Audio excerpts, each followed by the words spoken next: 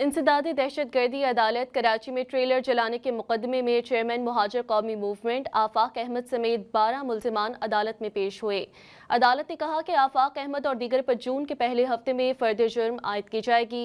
कराची की इंसदादी दहशतगर्दी अदालत में मुहाजिर कौमी मूवमेंट के चेयरमैन आफाक अहमद और दीगर के मुकदमे पर समाअत हुई।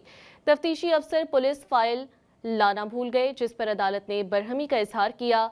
पुलिस के मुताबिक आफाक अहमद की ईमा पर कंटेनर नजरे आतिश किया गया। मुल्जिमान के खिलाफ लांढी थाने में मुकदमा दर्ज है। आफाक अहमद जमानत पर हैं।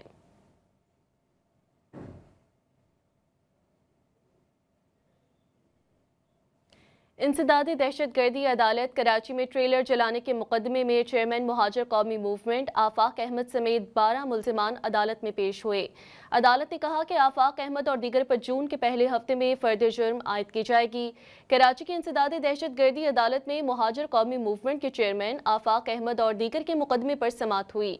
तफ्तीशी अफसर पुलिस फाइल लाना भूल गए, जिस पर अदालत ने बरहमी का इजहार किया। पुलिस के मुताबिक आफाक अहमद की ईमा पर कंटेनर नजरे आतिश किया गया। मुल्जिमान के खिलाफ लांढी थाने में मुकदमा दर्ज है। आफाक अहमद जमानत पर हैं।